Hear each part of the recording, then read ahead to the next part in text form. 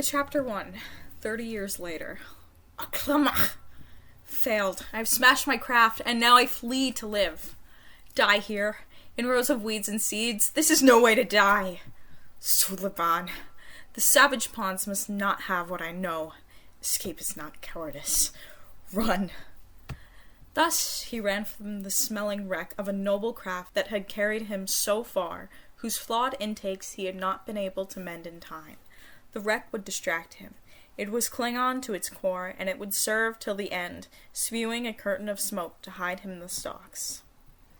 Who was on this planet? Who had made the stalks into rows as tidy as Mochlek's spine plate? What beasts were here who built the land into squares, the buildings into squares, and the fences into squares? Were they also square? Klang ran like a fear-driven child, but with anger also, which kept him leaping harder with each step. The gravity here. He could run faster than on Kronos. His bulky body served better here and seemed young again. He knew he was big, even for a Klingon, but here he sensed an advantage. Suliban animals would lose him in the sweet field. Then the blast began, and he knew he was wrong. The stalks beside him burst into flame and withered, blackened.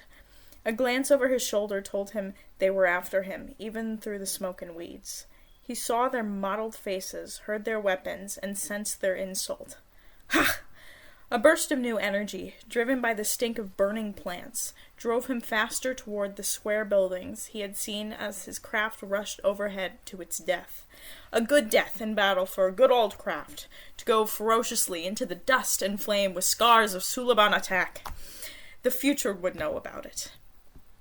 The Suliban weapons spat bitter fire at Klang as he ran. The alien countryside lit up in great expanses. Ridiculously, he tilted toward each shot. Escape would be preferred, but if there was no escape, he wanted to die boldly. He was running to save the mission, after all, not himself. His conscience and his duty were in conflict. But to die with Suliban disruption in the back? Who would tell him how it had really been for him? Why he had died with wounds in his back? Could he run backwards? He was about to try when a port opened in the nearest building and an alien emerged, bright in the face and round in the body, with hairless chin and narrow shoulders and cloth on its head.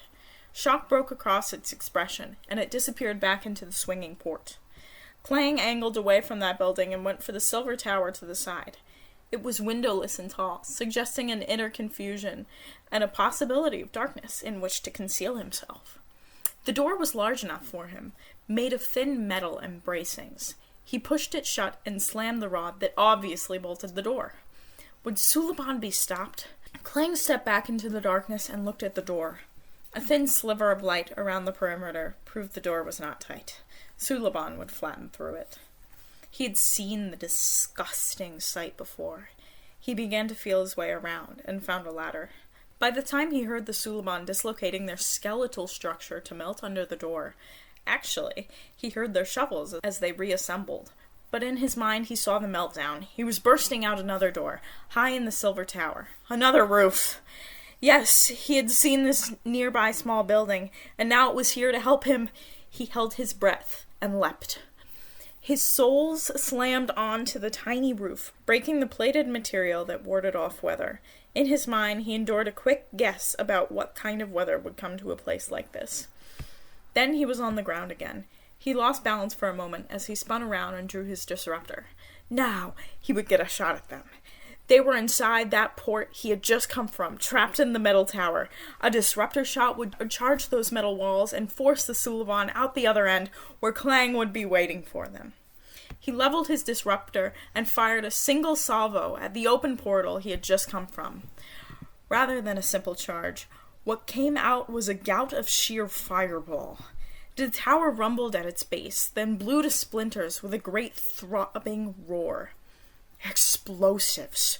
Why would these aliens keep volatiles in fields of stalks? Klang staggered, shocked, blown backward by the unexpected detonation. He stared at the instantly burning wreckage and wondered why a simple tower would get a noble death just for hiding volatiles. But the Suliban would have no more interest in him. Not those two Suliban. Top right hair. Momentarily confused, Clang stumbled and turned to see the slope-shouldered alien now standing 2 steps from him, with a weapon aimed at Clang's breastplate. I mean it, the alien cried. Clang tried to make sense of the sounds, which seemed to have some rough Klingon inflections, but he made much more of the stance. Rugna pak goch, mine juch. Would the alien understand his warning? The alien's face crinkled. M've no idea mit your sning, but I guarantee I know what to use this. Why had this creature interfered in the quarrel of others? What kind of people were these? In a rage of insult and irritation, Clang slapped his thighs and ranted, Hick, yuck, ugh, duh. He was about to spit out his further opinion when the alien proved him completely wrong by opening fire. An enemy stream bolted from the weapon and caught Clang in the chest. As he sailed through the light and bright air to the place where he would die in the stocks, he silently thanked the interesting alien for a wound in the front. At least future ages would know he hadn't died running.